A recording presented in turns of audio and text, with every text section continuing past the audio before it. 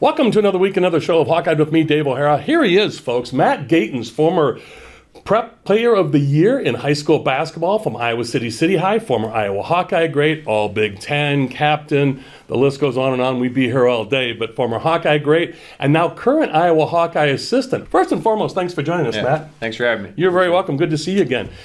Well, also, I owe Matt a congratulations and a happy birthday, because by the time this airs, Matt will have celebrated his birthday. You will have your one-year anniversary of being a Hawkeye assistant coach. We record this on Thursday afternoon, June 8th. So congratulations and happy birthday, and how you doing? Thank you. Been great. Had a little time off here lately with our guys being gone, but they're going to get back this coming week, so we're excited to have them back and get after the summer. Greatly appreciate you doing this with us today, because as folks know, we usually record on Tuesday afternoons, but with my schedule, my production partner Michael's schedule, and your practice schedule, oh, by the way, you're married with 3 kids, so You've got a little bit going on, but what's it like being back in Iowa City? Before you get into your background of growing up in Iowa City, you're a legacy recruit, because your dad, Mike Gatens, played at Iowa during the Lute Olson heydays, and you got to see guys like Ronnie Lester and Bobby Hansen. Of course, you weren't born yet, but you got to see film of your dad playing ball with all these legends.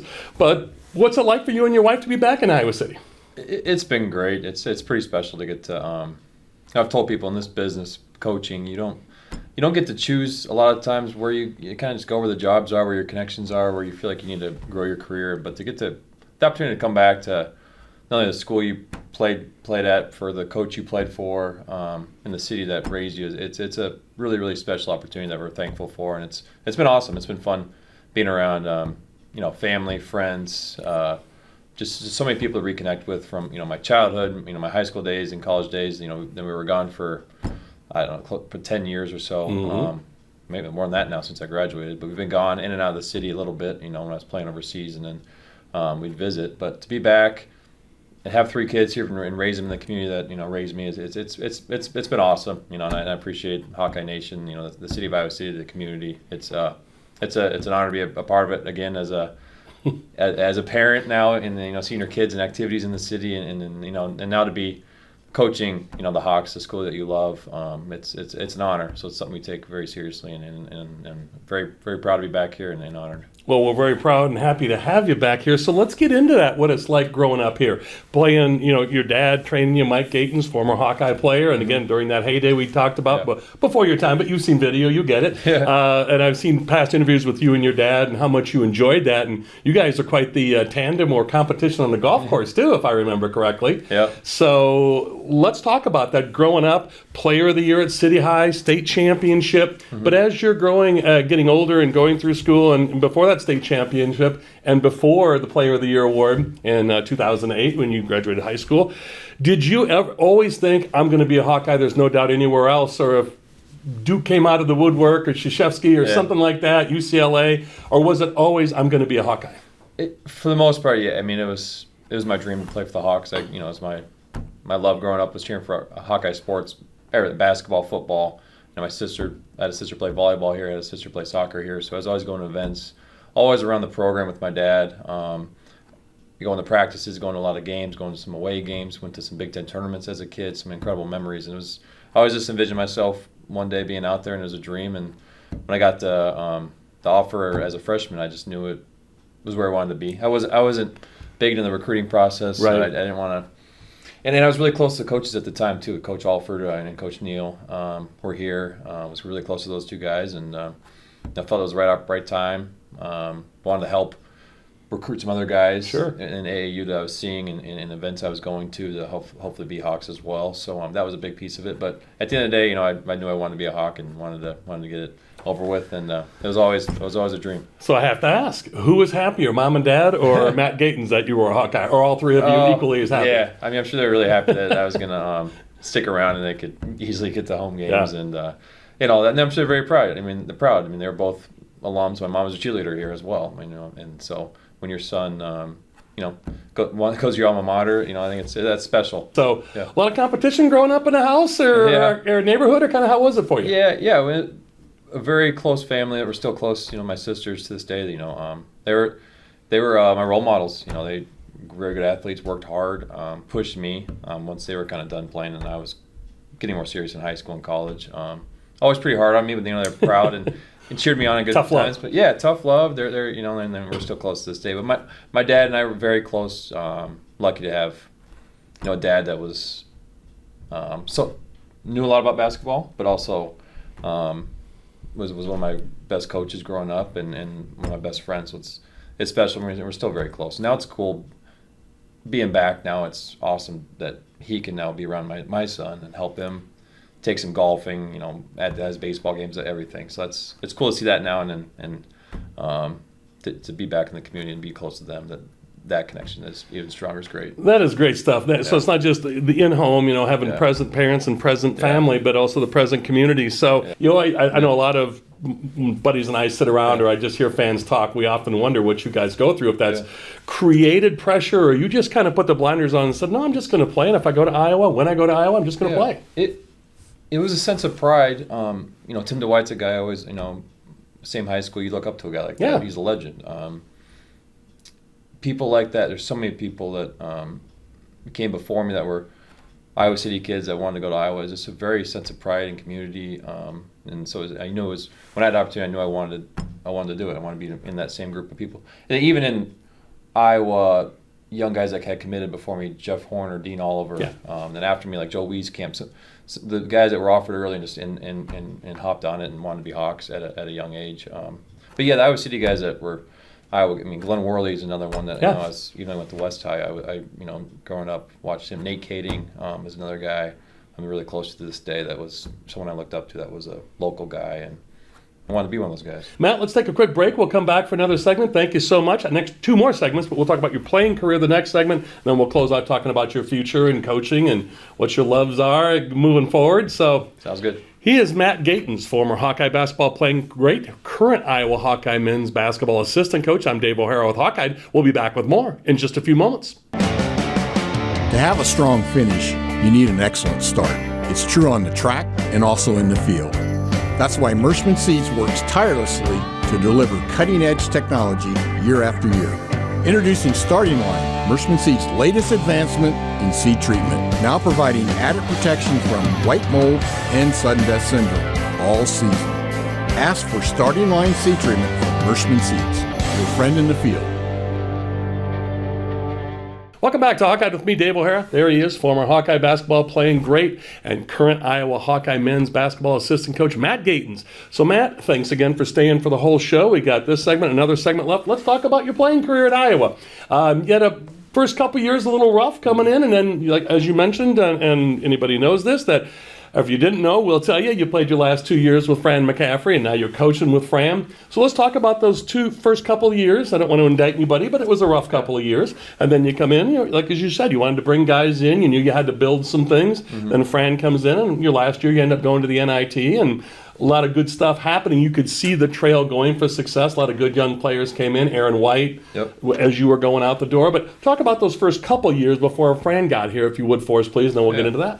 Yeah, it was a unique experience to start. I was committed to Coach Alford, and he ended up leaving going into my senior year of high school. So then Coach Licklider comes in, ended up playing with his son in high school, actually. Won the state title with him, and then played 2 years with Coach. I always enjoy my time with Coach. Very, very. He's National Coach of the Year. He's a very good X's and O's. Great guy. I enjoyed being around him and his family. Just wasn't working out. Wasn't the right fit. Yeah, you had a great pedigree coming from Butler, as you said, and it just didn't work out at Iowa. We had a lot of guys transfer. Early on after that first year, had I think 5 or 6 guys leave the program. So it was just tough. It was just tough. We were trying to build guys leaving, and just time kind of ran out, and then and I had to look in the mirror. Everyone's like, it's the coach's fault, but it's like, no. I was like, I'm part of this thing. I'm the one out there. Yeah. So I took that hard. I felt like we'd failed Coach, and had to look in the mirror and get better, and change some things. And then Coach McCaffrey comes in, and he was big right away. He told me he wanted me to lose like 25 pounds. I was up in I was like 235. He wanted me to around 205. So. Because you're 6'5", 6'6", right? Yeah, 6'5". Yeah. He wanted me more of a shooting guard, and I was playing a little bit more 3-4 kind of in Coach Lick's system. So that change was big for me. I needed it. Lose a little bit of weight, get a little faster, quicker. which was great. It transformed by my game to play in Coach McCaffrey's system. But he was great to me. Early on, I knew it was going to be still a little bit of a building block. We still had some good pieces around, but he added some new guys. Jared Cole senior year, my junior year, we and to end that year we beat Purdue at home with who I think was like ranked 6th in the country. That was a big win, kind of just get us going into that next summer, believing like this thing's starting to turn a little bit. Had some solid recruits, like you said, coming in. Aaron White, Devin Marmol had been there, Gable Lashini, some of the younger guys coming in, Zach McCabe, Eric May. So that next year, to make the NIT that next year was a big step for the program. I always regret and wish I played in the NCAA tournament. I've gotten to coach in quite a few now, but like as a player, that's what you want to do. You want to play in the NCAA tournament. I felt like I always wanted to do that, but to get to the NIT that year I remember that we'd seen our name called. Aaron White was walking in the door, and he was just like late to the show, and like we just like hugged, and it was a big deal to us, and and it was special then to leave and see the program just continue to rise and to steadily increasing, and next year NIT finals, then NCAA tournaments consistently after that, which is where we are now. People always say it's you're a big piece of the foundation that's helped build this thing, but it's like that's great, but I would have liked to have played in the tournament, but it's an honor that people think that, and we had a lot of really good pieces that year that believed and knew we could kind of help turn this thing around and get it back to where it needed to be. Well, and that's great to hear too, that the old expression is you want to leave the place better than you found it. And you certainly can say that. And it's interesting when Adam Haluska's been on the show with me over the years, and when you said too about, well, that was nice, but I wanted to do a little more. And Adam, I remember we were talking sometime, and I said, a lot of people think that it doesn't really bother players. It seems like it bothers the fans as much or more than the players. He's like, no, Dave, trust me. He was talking about when they lost to Northwestern State 16 years later. He's like, I think about that at least once a day. Wow. I remember where I was. And those were guys I was close to at the time. I think I had been committed when that happened, and so I was super close with Horner, Bruner, Haluska, all those guys. That was a tough day. I remember where it was, but heck of a team. They won the Big Ten tournament that year. That was a really fun team to watch. As we wrap this segment up about your playing career, and before we get into your coaching career, you went overseas and played for a little bit. And similar, not that dissimilar to Adam Haluska. You come back here, play for the Iowa Energy, and you blow your knee out. ACL, 5 quarters? Wasn't even a... 5 quarters, right. So a game and a quarter. You come back home, going to play in Des Moines after traveling the world, Turkey, and other places throughout Europe, and you come back like, all right, I'm back in the state. I'm going to play in Des Moines, and 5 quarters in, a game and a quarter in. Take us through that a little bit. What a major disappointment that had to be, or did it expedite you saying, okay, I'm done playing, and now I want to coach? Yeah, that's a good point. It kind of did. After it happened, obviously I had some time to rehab. You're going through surgery, everything that you're like, okay, what's next? I want to rehab this thing and go back overseas and make a name for myself, prove I can get back to where I was, or our son had just been born. Nash had just been born in France the previous year, so it's like maybe time to transition to the next thing. Do I really want to take him over there and raise him overseas? And it was just the right time. Reached out to some different coaches and trying to put feelers out there, trying to figure out what I could do. But felt like it was time to come back, to get back to playing, to play in it's called the G League now, but D League back then. Knew the head coach of the Iowa Energy really well. Was my high school coach's brother, Matt Woodley. Andy Woodley was our high school coach at City High. It was like my son had been born, and it was just like, let's go try it. Let's take a shot at the NBA. Call-ups were happening more often. They're really valuing shooting at a high level. He's like, hey, you could get hot for a couple weeks and get a call-up, and who knows from there. So I thought it was just the right time to do that. My wife and I loved our time overseas. Spain, Ukraine, Turkey, and France were the 4 places we had lived. Just incredible to get to travel the world at a young age and see different places and appreciate different cultures and learn different ways of playing the game and the ways of living. So it was awesome to get to that experience for 4 years, and then felt like it was the right time to come back, and then it just kind of things happened. I had a plan, and 5 quarters later, I was under the knife. But, well, sometimes they say it's easier when the decision is made for you. So. It kind of was, and it I kind of look at that way. It was just time. And thank goodness you traveled the world back then. The world's a whole different place, as we all know, watching the news today. So great to hear. And the again, amazing thing is, I don't want to cut no, you no, off, no, but like, no. if you were referring to the Russia, Ukraine, we were there when all that had started back in 2014.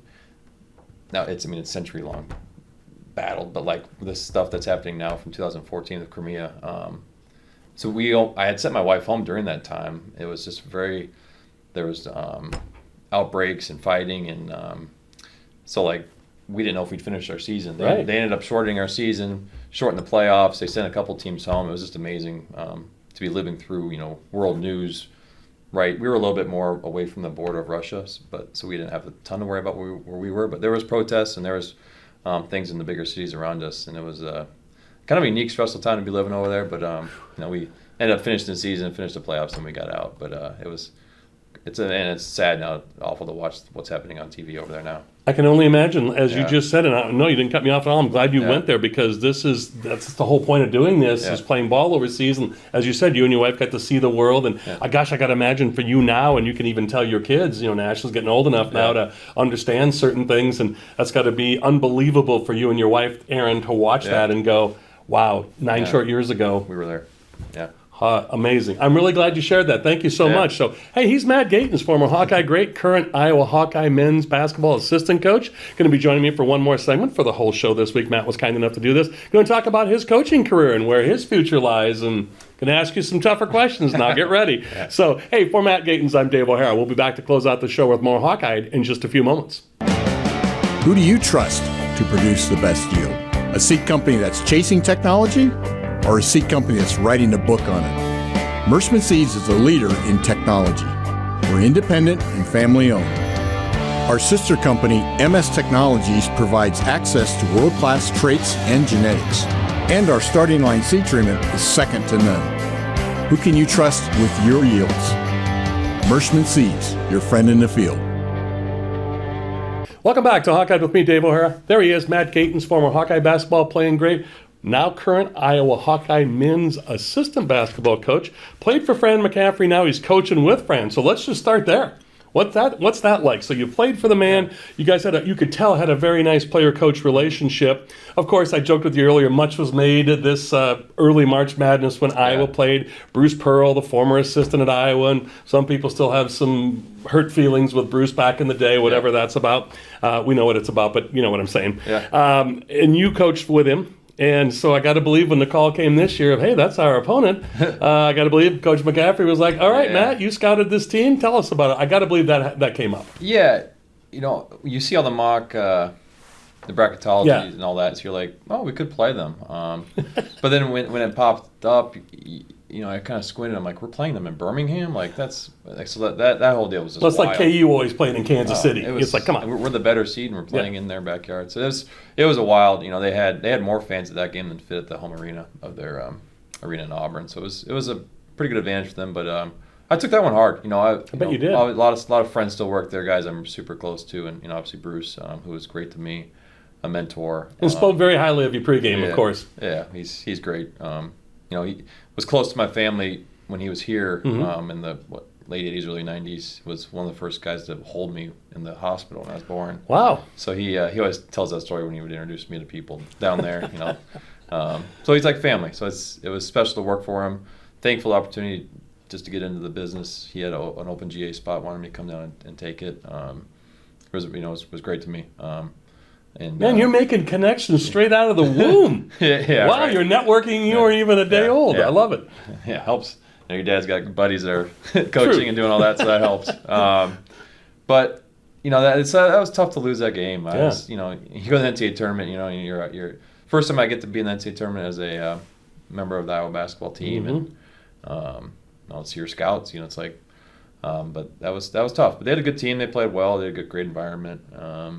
I wish we would have made a few more shots. We were right there, but hats off to he has a great program going down there. Great talent. He coaches them up. They play hard. So, but we were right there. We had a chance. The thing I always find very interesting that people seem to miss with Fran or this program, and you mentioned it with Bruce Pearl, what Fran has built here. Player development. Yep. Look at Luca Garza. And just recently, I mean, you could go to Aaron White like we talked about, or Devin Marble. We could go farther back. But when Fran first got here, then you take a look at Luca recently, Keegan Murray recently, Joe Wieskamp, name you mentioned recently, Chris Murray. For you being that's part of your job title is player development. Yeah. And we've talked about this on this show quite often with my other reporters and former basketball players at Iowa. Player development here is darn near second to none around the country. And we talk about that with Kirk Ferentz all the time with football, of all the free agents and three-star recruits that come here as walk-ons and leave the Hawkeye football program going to the NFL. I think that's overlooked oftentimes in Fran's program. Yeah, both the programs are pretty much aligned with that. We're going to recruit locally. We're proud of the Iowa guys we get, and always going to try to protect the state. Then recruit Midwest, and we'll find guys outside like Luca, Tony Perkins at Indiana, Aaron White, Ohio. But we want to recruit guys that we feel like fit who we are, fit how we play, good guys, fit our culture, and we're going to develop them. Which it takes them their desire to want to get better. Want to be in the gym, want to be coached. We've done it. We've hit some home runs with some of those guys, and it's we're gonna have to keep doing it that way. Even with the portal and everything these days that's happening in college sports, we're gonna stick to our recipe of finding guys that fit who we are and fit how we play, skill, good guys want to excel in the classroom, all those things. And then we'll sprinkle in some portal guys here and there if we need to. But at the end of the day, we're going to be a development program, similar to how Kirk and the Iowa football team do it. I was lucky to grow up around Kirk Ferentz. I was friends with his son since elementary school. Program and a coach I've really looked up to as a young kid, and that's kind of I'm proud that Fran has gone in a similar direction of wanting to protect the state, wanting to develop local talent, not just Iowa but Midwest guys that we feel like fit who we are, and obviously go nationally to find a few pieces here and there, but it makes you proud, and I love that about this program, that we want to develop, we want to get better, we want to be in the gym, we want to be coached, be in the weight room, and see it through, for hopefully 3-4 years, depending on how long guys stay if they get drafted, but that's who we want to be and who we're going to continue to be. Obviously you like being an assistant, but you're building towards something. Are you happy being an assistant, or do you have aspirations of being a head coach? No, I've really enjoyed being an assistant. I feel like I've grown, worked with some great coaches at all my stops. Been lucky to learn a lot from those guys. I think most assistants, you strive to hopefully someday have your own program. So it'd be awesome if that day comes. I think I would like to do that at some point. I think it would have to take the unique place to take me away from here. As an assistant, if it wasn't going to be here, it'd take. To move away from here would take a unique spot, but we'll see. You just never know. Year by year, try to keep winning games, recruit good kids that can play, and just love being here in Iowa. I appreciate you answering the question and not dodging it. I had to ask it, of course. I had to come back through the side door as well. I've had this conversation with Jeff Horner many times. He's at Division II, and wow, what a program he's built at Truman State. So when he came back and coached against you guys this year and came back to Carver, and we had this conversation about, do I want to go somewhere and be an assistant somewhere, or do I want to be a head coach? But he also got a nice opportunity after being a high school head coach. Then he was an assistant a couple of places. Boom, he gets this D2 job. And you mentioned Woodley earlier. And funny how that coaching tree kind of worked out. And Jeff has done a great job going in, 5 years there now at Truman, and national tournament appearances, Elite Eight, Coach of the Year awards. So, it's always interesting to ask you guys like yourself what the aspirations are. And you're right. Year to year, you never know. Everyone's path is different in this thing. You just don't know where it's going to take you, and Jeff's done a great job. Going from high school, like you said, college assistant, now to a D2 head coach is that's the path he's gone, and I'm just happy and thankful to be here. It's home. We'll see where it takes us. Love to hear it. Man, I can't thank you enough for the time you gave us today for this show, but also I know with practices getting rolling, we got to have you back before the season or during the season so we can get an update if that works for you. Yep, for sure. Great seeing you. Thanks so much. Thank you. You're very welcome. Thank you. There he is, folks. Matt Gatens, former Iowa Hawkeye basketball playing great, Iowa City native, former player of the year in high school, state champion basketball player, and now one of the assistant coaches for Fran McCaffrey and University of Iowa men's basketball program. So from Matt Gatens, my production partner Michael Merrick, and you, the viewers, I'm Dave O'Hara with Hawkeye. That's all from us. Thanks to all of you. And as always, thanks for staying tuned at the end of the program for these rolling credits to give our advertisers and sponsors the attention and credit they so richly deserve. And as always, to our aforementioned guests and to you, the viewers. That's all from us at Hawkeye. Thanks to all of you.